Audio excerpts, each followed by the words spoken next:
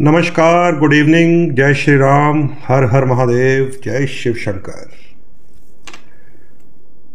Facebook live में जुड़ने वाले सभी मित्रों का मैं पंडित राजन शर्मा हार्दिक अभिनंदन करता हूं, स्वागत करता हूं।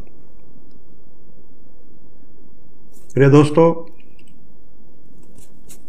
पिछले लाइव में हम जब चर्चा कर रहे थे कि सूर्य देव जो हैं कर्क राशि में प्रवेश किए हैं, 16 अगस्त तक उनका क्या प्रभाव रहेगा, तो एपिसोड काफ़ी लंबा हो जाने के कारण सिंह लगन तक हमने डिस्कस कर लिया था, सिंह लगन तक बात कर ली थी। और उसके बाद के जो अभी लग्न हैं कन्या से लेकर मीन तक, उसके विषय में आज अपना वो एपिसोड पूरा करेंगे। और वैसे भी आप बहुत सारे लोगों के जिनका कन्या से लेकर मीन लगन तक, कन्या, तुला, वृश्चिक, धनु, मकर, कुंभ, मीन, इन 6 लगन वालों का मुझे मैसेज बहुत आया हुआ है कि आपने सबके बारे में बताया। जब हमारा नंबर आया तो आपने एपिसोड बंद कर दिया था। वो एक डेढ़ घंटे से ज़्यादा लंबा एपिसोड हो गया था। इसके कारण पिछला जो लाइव है हमें वो अधूरा छोड़ना पड़ा था। आज हम अपने पिछले वाले एपिसोड को कंप्लीट करेंगे और जिन लोगों ने सिंह लगन तक सुन लिया था उन्हें पता है कि हमारा सूर्य देव के गोचर का एपिसोड चल रहा था कि सूर्य देव कर्क राशि में प्रवेश किए हैं। 16 जुलाई से 16 अगस्त तक रहेंगे। देसी महीनों में ये सावन का महीना होता है और सूर्य देव जब कर्क राशि में जाते हैं तो जल तांडव होता है, जो आपके सामने धीरे धीरे कभी किसी शहर से, कभी किसी शहर से, कभी किसी देश से बाढ़ की खबरें, जल भराव की खबरें, वाटर लॉगिंग, अलग अलग शहरों से, अलग अलग देशों से, अलग अलग स्टेट से हमारे सामने न्यूज़ के माध्यम से आ रही हैं। तो कर्क का ये सूर्य है, 16 अगस्त तक इसकी यही स्थिति रहेगी। इसीलिए जब भी मैं गोचर की बात करता हूं तो आपको बताता रहता हूं, अलर्ट करता रहता हूं। ये कहिए कि आपको जब भी कोई यात्रा करनी है तो ये समझ लेना चाहिए कि ग्रहों का इशारा किस तरफ है। इस समय ग्रहों का इशारा इस तरफ है कि जल तांडव रहेगा 16 अगस्त तक। बरसात का मौसम है जिसे वर्षा ऋतु कहा गया हमारे पंचांग अनुसार। पहाड़ की तरफ जाना अधिक शुभ नहीं है क्योंकि सबसे अधिक लैंड स्लाइडिंग जो होती है वो पहाड़ की तरफ से ही होती है। मंगल और केतु भी एक साथ चल रहे हैं, इसे भी मत भूलिएगा, जिसके कारण बहुत सारे विमान दुर्घटनाग्रस्त हुए हैं।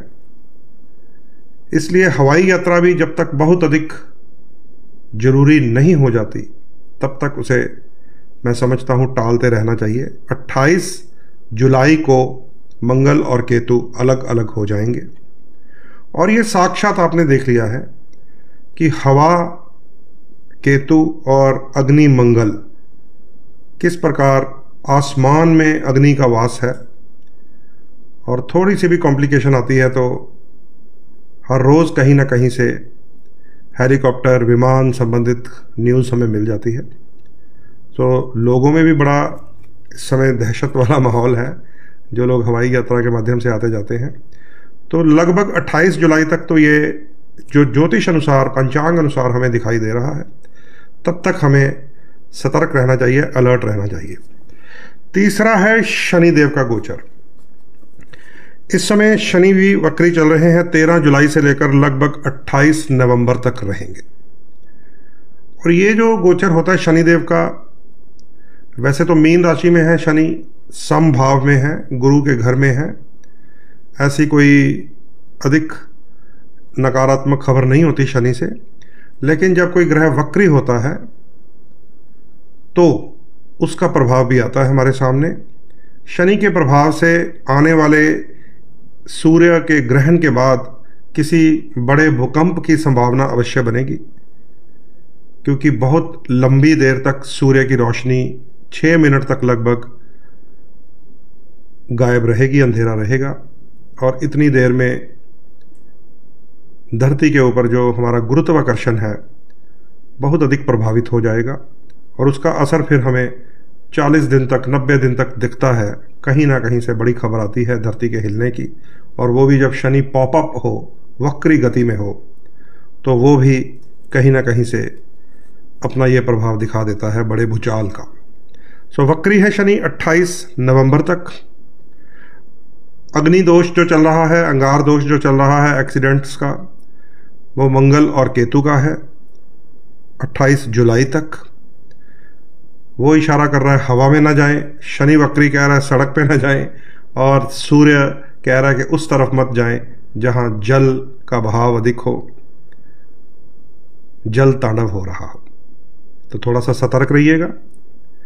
इस महीने की ये विशेषता है कि सावन का ये महीना हमारी जन्मपत्रियों में पड़े हुए कुछ विशेष योग होते हैं जो हमारे लिए संघर्ष ले आते हैं, स्ट्रगल ले आते हैं जीवन में। विशेषकर जो राहु और केतु से संबंधित होते हैं, विशेषकर जो शनि की 7.5 ढैया या विष योग से संबंधित होते हैं, सर्प दोष से संबंधित होते हैं, या फिर पितृदोष से संबंधित होते हैं। उसके लिए भी इस महीने की कल को हरियाली अमावस्या है। आप जहां भी हैं, जिस भी स्टेट में है, जिस भी देश में है, जिस भी शहर में है, वहां से भी आप ऑनलाइन अपनी जन्म पत्रिका का अवलोकन करवा के कल का जो दिन है बड़ा ही महत्वपूर्ण है हमारे लिए, उपाय के लिए। क्योंकि हम ज्योतिष को सुनते रहते हैं, समझते रहते हैं, एक रोचक विषय है, जानकारियां भी लेते हैं, परंतु ग्रहों के इस प्रभाव को समझने के बाद जो नकारात्मक स्थितियां होती हैं उससे बचने का भी प्रयास करना चाहिए। 24 जुलाई हरियाली अमावस, सावन का महीना, कल उपाय करवाए जाएंगे। उसकी बुकिंग हम हर रोज़ कर ही रहे हैं, कल भी करते रहेंगे इवनिंग तक। तो ये भी आप संदेश नोट कर लीजिए हरियाली अमावस के विषय में। पिछले लाइव का अगला हिस्सा आज हम शुरू करेंगे। उससे पहले आपके उपस्थिति के बारे में ज्ञान कर लें कि कौन कौन इस समय देख पा रहा है और स्पष्ट आवाज़ आ रही है आपको, फोटो क्लियर है आपके सामने। लीजिए, मेरे सामने हैं सबसे नीचे सुभाष बनोट जी, अमृतसर से हैं, मुझे इनका पता ही है। जय श्री राम। अंजना शर्मा, प्रदीप ढल जी हैं श्री गीता मंदिर विकास नगर से, राम राम जी। बब्बू शर्मा, सरिता देवी ने कहा कि रोड पर नाव चल ही गए। हाँ बिल्कुल, रोड पर जो नाव हैं वो करक में जब सूर्य आए तो अंदेशा हो जाता है हमें। पूनम शर्मा जी राम राम, संजू शर्मा जी राम राम, नीना शर्मा जी जय श्री राम, राजीव राजू जी राम राम। आई होप कि आप सबको पिक्चर और ऑडियो दोनों स्पष्ट दिखाई भी दे रहा होगा, है ना। थोड़ा इसको नज़दीक कर लेते हैं, नहीं तो ये लो ये लो ये लो, और पास आ गए हम। करण धमीजा जी राम राम, एस्ट्रो मेहर राम राम, बलदेव राज मेहता जी राम राम, मनीषा भारद्वाज जी राम राम, अलका शर्मा जी जय श्री राम, सोनिया शर्मा जी राम राम। कितने लोग हैं जो पिछले लाइव में सिंह लगन तक अपने बारे में सुन चुके हैं? ये भी अपना हाथ ऐसे करके या ऐसे करके दिखा दीजिए ताकि पता चल जाए कि पिछले वाले लाइव के कितने लोग यहाँ पर हैं और अगले जो अभी शुरू करेंगे वो कितने लोग हैं। शरण मेहता जुड़ी हैं, हार्दिक स्वागत है शरण। भारती शर्मा जुड़ी हैं, राधे राधे, आपका भी स्वागत है। और जो अभी अभी लेट जुड़े हैं उन्हें मैं बता देता हूं कि अक्सर मेरा लाइव जो है वो बृहस्पतिवार को, गुरुवार को होता है, परंतु एक लाइव हमारा पिछले जो वीक था वो अधूरा रह गया था। उसे पूरा करने के लिए मैं आज, वेडनेसडे इवनिंग है, आज ही आपसे बात कर रहा हूं। शरण ने लिखा प्लीज़ रिपीट सिंह लगन। चलिए एक शॉर्ट रिपीट भी कर दूंगा मैं। संजय गर्ग जी, सोनिया शर्मा जी ने भी थम्स अप दिखाया मुझे, सुनील जी ने, एस्ट्रो मेहर ने, प्रदीप ढल जी राम राम जी, आपको मैंने देख लिया था, मैंने आपका नाम लिया पहले भी। पूनम शर्मा जी आपने भी सुन लिया था, बहुत बढ़िया। आप सबको मैं बता रहा हूँ कि हमारे बीच में भाई साहब हैं प्रदीप ढल जी, लुधियाना में श्री गीता मंदिर विकास नगर है, पखोवाल रोड पे, जिसे शनि धाम के नाम से भी जानते हैं हम लोग। एक बहुत अच्छी एक पहल हो रही है हमारे उस तीर्थ स्थान से, उस मंदिर से, कि जो भक्त श्रद्धालु मंदिर आकर सूर्य देव को जल अर्पित करते हैं, उस जल का जो भाव है वो एक सिस्टम बनाया जा रहा है जिसको वाटर हार्वेस्टिंग सिस्टम कहते हैं। बहुत अच्छा एक स्थान बनाया जा रहा है हमारे मंदिर में, श्री गीता मंदिर विकास नगर में, जहाँ पर भक्त और श्रद्धालु सूर्यदेव को जल तो चढ़ाएंगे ही, वहाँ पर सूर्यदेव के रिलेटेड कोई मंत्र भी वहाँ पे प्रयास करेंगे लिखे जाएं, गायत्री मंत्र लिखा जाए, सूर्यदेव की प्रतिमा हो वहाँ पर। और ये बहुत अच्छा प्रयास जो है श्री गीता मंदिर में हो रहा है, विकास नगर में है ये, और प्रदीप ढल जी देख रेख कर रहे हैं। बहुत ही साधुवाद है प्रदीप जी को, जो ये शुरुआत हमारे इस मंदिर से हो रही है। वैसे मैं आपको बता दूं कि जो शंकर भगवान को हम जल अर्पित करते हैं, अगर शास्त्रों में जाएंगे तो शिव जी को जल भी इसीलिए अर्पित किया जाता था कि वाटर जो है वो सर्कुलेट होता रहे, वाटर हार्वेस्टिंग होती रहे, ज़मीन में भी जाता रहे, क्योंकि फर्श पक्के हो गए हैं, सड़कें पक्की हो गई हैं, नहरें पक्की हो गई हैं, पानी नीचे जाता ही नहीं है। इसीलिए गलियों में आपको पता है सड़कों पे कैसे पानी भर गया कि नाव चल रही है, कश्ती चल रही है।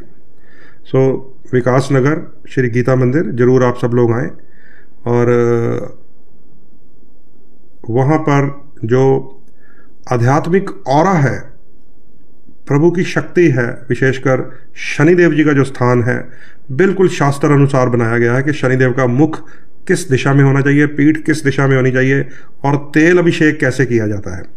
बहुत सारे स्थानों पर हम देखते हैं शनिदेव जी की मूर्ति को दीवार में फिक्स कर देते हैं, तो भक्तों को उनके मुख के सामने आना पड़ता है, जो कि निषेध होता है, शनि की दृष्टि पे नहीं आना चाहिए।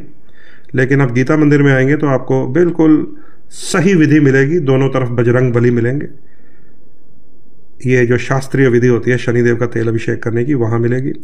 और वहाँ पर आपको निशुल्क यज्ञ भी करवाया जाता है हर समय, जिस दिन भी शनि देव का तेल अभिषेक होता है। और वहाँ पर इस समय जो दौर चल रहा है शत्रु पीड़ा का, रोग पीड़ा का, कर्जे की पीड़ा का, माता बगलामुखी जी का सुंदर रूप, ममतामयी रूप है, और वहाँ पर भी माँ के समर्पित हवन यज्ञ कुंड है। तो आप आएंगे तो आपको उस तीर्थ की महिमा पता चलेगी। और जैसे ही हमारा ये जो हम अब कर रहे हैं सूर्यदेव को जल अर्पित करने के लिए वाटर हार्वेस्टिंग का कार्य, वो पूरा होगा तो हम आप सबको निमंत्रण भेजेंगे। एक तो ये निमंत्रण है, एक निमंत्रण मेरे पास और भी है, वो पड़ा हुआ है, मैं ले लेता हूँ। ये भी एक निमंत्रण है हमारा, इसको भी मैं पोस्ट कर दूंगा। ये हमारा निमंत्रण है, स्थापना दिवस है 5वां, यानी कि 5 वर्ष पूरे हो रहे हैं दीवान टोडरमल सेवा रसोई के। हिंदू न्यायपीठ द्वारा संचालित है, दीवान श्री टोडरमल जी के नाम पर, जिन्होंने छोटे साहबजादों की अंतिम संस्कार और अंतिम क्रिया के लिए विश्व की सबसे महंगी ज़मीन खरीदी थी पंजाब के सिरहिंद में नवाब से। रविवार को 10 अगस्त 2025 गुरु नानक देव भवन नज़दीक भारत नगर चौक लुधियाना, वहाँ पर अवश्य पहुँचें, जहाँ पर कुमार संजीव हैं हमारे भजन गायक, अरविंद गुजराल जी हैं गायक हैं, दिनेश भावरा हास्य कवि हैं, शुभजीत कौर हैं कथक की इंटरनेशनल नर्तकी हैं जिन्होंने देश का गौरव बढ़ाया है, और वरिंदर जटवानी पंजाबी कवि हैं जो हास्य कवि हैं। मतलब बहुत अच्छा एक कार्यक्रम होगा, जो एक तरह से प्रेरणा तो हमें मिलेगी ही, रंगारंग भी होगा, उसमें गीत संगीत होगा, और याद करेंगे हम छोटे साहबजादों की कुर्बानी को, बलिदान को, दीवान टोडरमल जी को।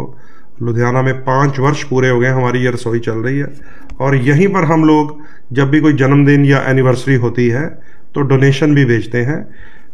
मान लीजिए आपने काली चीज़ दान करनी है तो यहाँ पे काले चने भेजे जाते हैं, आपने पीली चीज़ दान करनी है तो यहाँ बेसन भेजा जाता है, आपने वाइट दान करनी है तो यहाँ चावल भेजे जाते हैं। जिन लोगों को हम वर्षफल का दान, एनिवर्सरी पे दान बताते हैं, तो यहाँ पर हम लोग अपनी डोनेशन भेजते हैं, ताकि जो रसोई यहाँ चल रही है ज़रूरतमंदों के लिए, निर्धनों के लिए लगभग निःशुल्क है।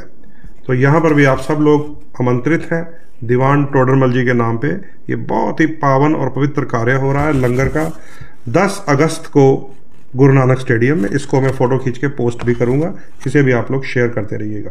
ये लीजिए 2 निमंत्रण आपको हो गए हैं। एक श्री गीता मंदिर की तरफ से, जिस दिन हमारा सूर्यदेव का स्थान बन जाएगा। वैसे भी आप हर शनिवार आ सकते हैं, हर मंगलवार हनुमान चालीसा का पाठ होता है वहाँ पे। और एक कल का दिन आपको दोबारा याद दिला देता हूँ, हरियाली अमावस्या है। आप लोगों की जन्मपत्रियाँ जो मैं चेक करता रहता हूँ या अन्य आप किसी जगह से चेक करवाते रहते हैं, कल का दिन ऐसा दिन है जब सारी सृष्टि का नियंत्रण शंकर जी के हाथ में होता है। तो कुंडलियों में अगर सर्पदोष, नागपाश, साढ़े साती, विष योग, पितृदोष और राहु केतु से बना हुआ, उसका उपाय कल करवाया जाएगा। उसके लिए भी आप व्हाट्सएप के माध्यम से मेरे संपर्क में रह सकते हैं, क्योंकि कल शाम तक हमारी बुकिंग ओपन रहेगी। चलिए, ये तो छोटा सा संदेश हो गया ताकि सब लोग जुड़ जाएं, इसीलिए मैंने जल्दी शुरू नहीं किया। बिंदिया चोपड़ा जी जुड़ी हैं, राम राम। प्रदीप जी ने कहा कि इस कार्य की प्रेरणा पंडित राजन शर्मा जी द्वारा दी गई थी। शुक्रिया प्रदीप जी। ये एक्चुअली मैंने एक मंदिर में देखा था, बड़े प्राचीन मंदिर में शंकर जी के, उधर है पंचकुला से आगे, तब मैंने आपसे डिस्कस किया था और आपने बहुत अच्छा किया जो इसको आप लुधियाना में शुरू कर रहे हैं। शरद मेहता ने लिखा है कि अप्रिशिएट प्रदीप भैया। शिव आनंद जी राम राम। रमा ढल जी राम राम। अनिल कुमार अरोड़ा जी राम राम। सतेंद्र कौर जी राम राम। वासुमती शर्मा जी राम राम। सरिता देवी जी कह रही हैं नाग पंचमी के लिए बोलें जिसके लिए काल सर्प दोष हो। ये मैंने बता दिया सरिता जी, नाग पंचमी जो है वो भी, और अमावस्या उससे भी ज़्यादा पावरफुल है कल जिसका प्रयोग कर रहे हैं हम उपाय के लिए। करण दमीजा कह रहे हैं कन्या लगन का बता दीजिए गुरु जी। हाँ बिल्कुल करण जी, आज कन्या लगन से ही शुरू करेंगे। सो थोड़ा इसलिए मैं कुछ और बात शुरू कर लेता हूँ कि लोग जुड़ जाएं। नीना शर्मा जी, रवि शर्मा जी, अलका जी, पूनम जी, चलिए सब लोग जुड़े हुए हैं। डॉक्टर रामनाथ जी भी जुड़े हैं, स्वागत है। राहु की दशा के लिए भी पूजा सही रहेगी। बिल्कुल, जिनको राहु 17-18 वर्ष की संघर्षमयी दशा होती है, शनिदेव की 19 वर्ष की होती है, केतु की दशा, कल का दिन बहुत उत्तम रहेगा। आप सब लोग व्हाट्सएप के माध्यम से संपर्क कर सकते हैं। प्रवीण शर्मा जी भी जुड़े हैं, राम राम। चलिए, बहुत अच्छा है आप सब जुड़ गए हैं। तो अब मुझे अपना एपिसोड का जो पिछला पार्ट है उसे शुरू कर लेना चाहिए। और अब अगर किसी के नाम मैं ना ले पाऊँ तो क्षमा याचना, क्योंकि अब मेरा ध्यान रहेगा हमारे टॉपिक की तरफ, सब्जेक्ट की तरफ जो मैंने नोट किया हुआ है। ठीक है। जुगल किशोर जी, भावना अनुराग जी, प्रवीण कुमारी जी, चलिए जो सामने आ गए उनके नाम लेता हूँ। आप सबका स्वागत है। तो मित्रों, पिछला जो हमारा एपिसोड था सूर्यदेव से संबंधित, कि संक्रांति जो होती है, सूर्यदेव राशि परिवर्तन करते हैं, एक राशि से निकलकर अगली राशि में चले जाते हैं। 30 डेज के लिए सूर्य एक हाउस में या एक राशि में, एक साइन में रहते हैं। तजिंदर कौर जी, स्वागत है आपका। 30 दिन का ये जो गोचर होता है सूर्यदेव का, वो हमारे जीवन में 1 महीने का परिवर्तन करता है, याद रख लीजिए।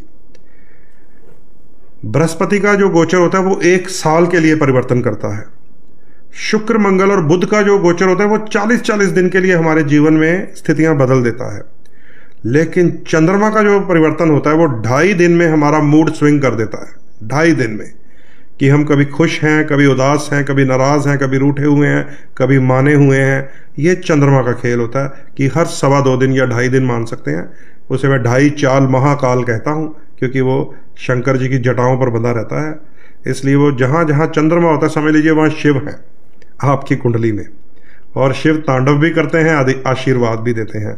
और जब जब चंद्रमा राहु के साथ मिलता है, केतु के साथ मिलता है, शनि के साथ मिलता है, नीच की वृश्चिक राशि में चले, तो समझ लीजिए शिव तांडव में है। वो दिन थोड़ा परेशानी भरा आ जाता है। सो 2.5 चाल चंद्रमा की होती है। 30 दिन सूर्यदेव हमारे ऊपर प्रभाव डाल देते हैं। बुध, शुक्र और मंगल लगभग 40 से 45 दिन हमारे ऊपर प्रभाव डालते हैं। राहु और केतु अगर पीछे पड़ जाए तो 1.5 साल पीछा नहीं छोड़ते। 18 महीने का ये गोचर होता है। तो थोड़ा सा इन चीज़ों को समझ लेंगे तो ज्योतिष का विषय हमें और भी अच्छी तरह समझ आने लग जाएगा। ठीक है, ये ग्रहों की चाल होती है। सविता शर्मा जी, मनोज कुमार जी, सुखजीत कौर जी, सबका स्वागत है। NR श्री जी, आपका भी स्वागत है। सूर्यदेव के बारे में हम सिंह लगन तक बात कर चुके हैं एक्चुअली, कि सूर्य महाराज 16 जुलाई से 16 अगस्त तक कर्क राशि में भ्रमण करेंगे, गोचर करेंगे। कर्क होती है चंद्रमा की राशि, यानी कि जल की राशि। इसलिए आप पूरे विश्व में ये प्रभाव देख रहे हैं कि सूर्य जल की राशि में जैसे ही प्रवेश किए तो जल में उछाल आ गया। जब जल में उछाल आया तो बादल फट रहे हैं, नदियां चढ़ रही हैं, अपना तट छोड़कर जल सड़कों पर आ गया है। चाहे ऊपर से बारिश के रूप में आ जाए, चाहे बाढ़ के रूप में नदियां जब बढ़ जाती हैं। खेल ग्रहों का होता है, सूर्य देव का है। कर्क राशि में सूर्य 16 अगस्त तक रहेंगे। बबीता शर्मा जी स्वागत, रिंटा जी स्वागत, भूषण विशिष्ट जी आप सबका स्वागत है। सूर्य कर्क राशि में है तो समझ लीजिए 4 नंबर साइन में है, चौथे साइन में है, जिसे कर्क कहते हैं। छोटा सा रिपीट करने लगा हूं मेष से। मेष लगन वालों के लिए ये सूर्य चौथे घर में है, जिसे सुख स्थान कहा जाता है। लेकिन सूर्य अपनी राशि से 12वें घर में है, पीछे चला गया है, इसलिए थोड़ा सा असर 2 घरों पे करेगा। एक तो 5वें घर का, जिसका स्वामी है संतान, विद्या, बुद्धि, अफेयर्स, पीछे चला गया सुख स्थान में, खासकर मां के घर में, भूमि के, भवन के, वाहन में परेशानी कर देगा। हमारे ही घर में, हमारे ही रिश्तेदारों में, या हमारी माता के साथ ही कोई ना कोई मतभेद, या उसकी सेहत को भी असर कर देता है। मेष लगन वालों के लिए चौथा और 5वां घर प्रभावित है। वृष लगन वालों के लिए यही सूर्यदेव चौथे भाव के स्वामी होकर पीछे तीसरे घर में चले गए, यानी कि सुख स्थान का स्वामी तीसरे पराक्रम के घर में चला गया, तो ये भी डिस्टर्बेंस मैटर होता है। सगे भाई, पक्के दोस्त, पड़ोसियों के साथ कुछ ना कुछ तू मैं गड़बड़ या कुछ मिसअंडरस्टैंडिंग करवा देता है ये सूर्य। हालांकि क्रूर ग्रह है, त्रिश ढायेश में कुछ फल अच्छे मिल जाते हैं अगर किसी के साथ कंपटीशन हो, लेकिन करता गड़बड़ी है। चौथा घर भी संभालिएगा अपना, घर, भूमि, भवन, वाहन, माँ की सेहत, पीछे चला गया है ना। और तीसरा घर अपना गला, ENT ट्रबल्स, दोस्तों मित्रों के साथ, हम उम्र लोग, कजन, पड़ोसियों के साथ भी थोड़ा शांत रहिएगा। मिथुन लगन की बात करें तो यही सूर्यदेव दूसरे घर में आ गए हैं आपके। दूसरा घर होता है धन, वाणी, कुटुंब, परिवार। कुछ स्थान पर ससुराल भी कहा गया इसको, और मैंने देखा भी है कि दूसरे घर में अगर कोई पापी ग्रह, क्रूर ग्रह आ जाए तो उस, खासकर अगर कन्या की कुंडली में हो, तो ना तो उसको बाद में मायके वाले संभालते हैं, ना ससुराल वाले। दूसरा घर अगर किसी का डिस्टर्ब हो, इसीलिए कुटुंब कह दिया इसको। कुटुंब में मायके भी आ गए, ससुराल भी आ गया, तो ये कन्या की कुंडली में बड़ा एक नेगेटिव योग हो जाता है अगर दूसरे घर में कोई खराब ग्रह आ जाए। होता ये लड़कों के लिए भी है, उसका भी कोई नहीं रहता, फिर उसको भी नहीं बाद में कोई पूछता, ना अपने ही घर से ना दूसरे ससुराल के घर से। तो सेकंड हाउस जो होता है हमारी वाणी का, हमारे कुटुंब का होता है, तो यहाँ पर सेकंड हाउस दूषित है मिथुन लगन वालों का। कर्क लगन की बात करें, जिस लगन में ही चंद्रमा आ गया है और दूसरे घर का स्वामी लगन में आ गया, यानी कि डिस्टर्बेंस कुटुंब स्थान से आपके लगन में आ गई है कि अपने ही पारिवारिक मेंबरों से, कुछ सदस्यों से, क्योंकि आप चंद्रमा का लगन है, विशेषकर चंद्र रूपी सदस्यों से कहीं ना कहीं टेंशन, चिंता, परेशानी दे देता, जिसमें सफ़ेद बालों वाली कोई स्त्री हुई, जिसको बूढ़ी माता, दादी, नानी, सासू माँ कहते हैं, वो परेशानी का सबब बन जाता है, कभी सेहत के कारण, कभी स्वभाव के कारण, कभी वाणी जुबान के कारण। तो यहाँ पर भी सूर्य जो पीछे आ गया है वो पीस ऑफ माइंड डिस्टर्ब कर देता है। सिंह लगन तक मैं बोल चुका हूँ, सिंह लगन वालों को मैं दोबारा बता रहा हूँ कि सिंह लगन वालों के लगन का स्वामी सूर्य अपने से पीछे 12वें घर में चला गया है। अब लग्नेश जब 12वें चला जाता है तो लगन की जो क्वालिटीज हैं वो सारी वीक हो जाती हैं, और 12वें घर को एक नेगेटिव हाउस माना गया है, व्यय स्थान, हानि, दुर्घटना, और बहुत ज्यादा कोई दूषित ग्रह आ जाए तो जेल की यात्रा, अंधेरे कमरे में बैठना पसंद आता है बंदे को, हॉस्पिटल तक ले जाता है डिप्रेशन के कारण, क्योंकि वो 12वां घर है। उसे किसी जगह पर मोक्ष भी कहा गया, लेकिन किसी को पता नहीं है कि वो कैसे मोक्ष का घर बनता है। लोग अक्सर मैं देखता हूँ केतु 12वें घर में, सबको बोलने लग जाते हैं तुम्हारा ये अंतिम जन्म है। ऐसा नहीं होता, बड़ा अंदर एक सिस्टम है, तब जाकर ये समझ आता है कि ये कैसे इसको डील किया जाए। अगर केतु 12वें घर में है तो मोक्ष का घर है वो, पर वो एक अलग स्थिति है, उसको आध्यात्मिक ज्योतिष कहते हैं। मोक्ष मिलता है ब्रह्मचारी को जिनका केतु 12वें घर में हो। असल में हम तो जिसका केतु 12वें घर में देखते हैं ना, कहते हैं अभी तेरा अंतिम जन्म, ऐसा नहीं है। तपस्वी जो होते हैं, भक्त जो होते हैं, श्रद्धालु जो होते हैं, और वो भी कोई साधारण लेवल के नहीं, ऊपर वाली स्टेज के, उनके लिए केतु 12वें घर में अंतिम जन्म का कारक होता है। या फिर हमें पता चल जाता है जिनका केतु 12वें घर में हो या 8वें घर में हो, उनके घर में वंश वृद्धि नहीं होती। फीमेल बेबीज तो होती रहती, कन्या, लेकिन पुत्र संतान नहीं होती। अष्टम केतु और 12वें केतु, उसको हम कहीं ना कहीं कनेक्ट करते हैं फिर। तो ये थोड़ा समझिए 12वें घर का। सिंह लगन को बता रहा हूं, किसी भी उलझुल हरकत में ना जाएं, ये लीगल प्रॉब्लम देता है। 12वां घर जेल यात्रा है, 12वां घर हॉस्पिटल की यात्रा है, 12वां घर ऐसा खर्चा है जो हम नहीं चाहते कि करना पड़े, लेकिन हाथ से फिसल जाता है पैसा, हाथ से फिसल जाती है सेहत, हाथ से निकल जाता है नाम, यश, इज्जत, प्रतिष्ठा। तो सिंह लगन वाले सतर्क रहें। 3 लगन वालों को मैंने पिछली बार भी सतर्क कर दिया था कि थोड़ा आपके लिए ज़्यादा कष्टदायी होगा सूर्य का ये गोचर। उनमें सबसे ऊपर वाला सिंह लगन ही है, क्योंकि 6, 8, 12 हमने देखना होता है, तो आपके 12वें घर में है। चलिए, यहां तक तो मित्रों आप समझ चुके हैं।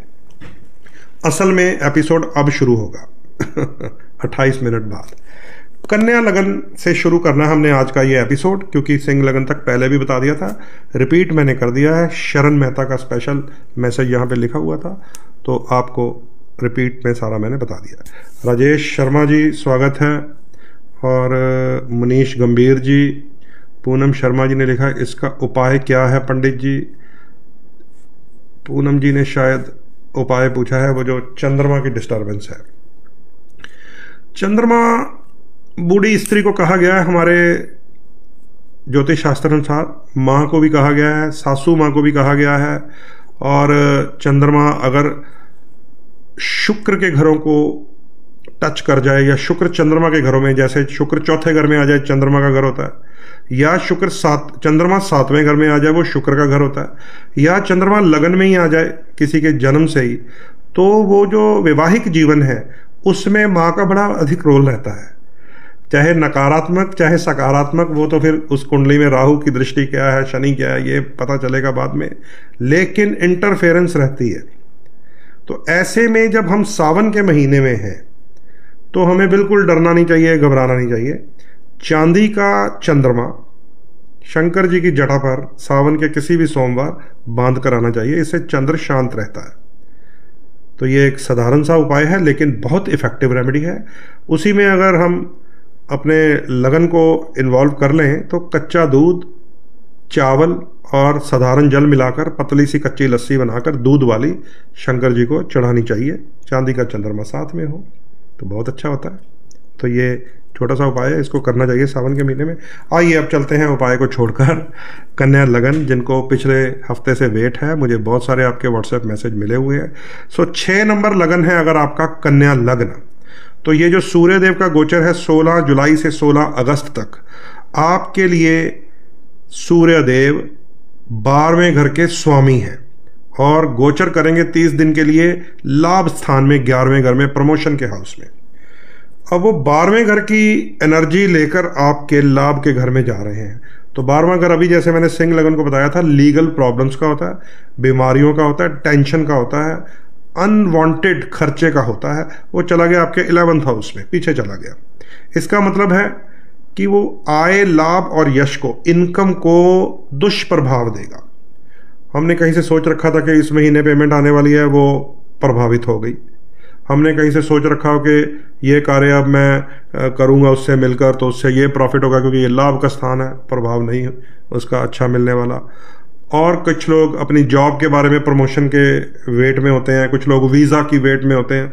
मतलब जो मन की इच्छा होती है, 11वां घर अगर उस किसी चीज़ की आप वेट में हैं तो वो वेट इस महीने में वेट में चली जाएगी, उसके ऊपर और वजन पड़ जाएगा और वेट चढ़ जाएगा। 16 अगस्त तक वेट ही करते रहना पड़ेगा। सूर्य बिल्कुल भी शुभ ग्रह नहीं है, याद रख लीजिए।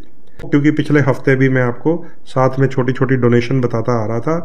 सूर्य संबंधित वस्तुएं डोनेट करनी चाहिए, विशेषकर गौ माता को गुड़ या शक्कर वाली मीठी रोटी संडे वाले दिन, सूर्य वाले दिन खिलानी चाहिए।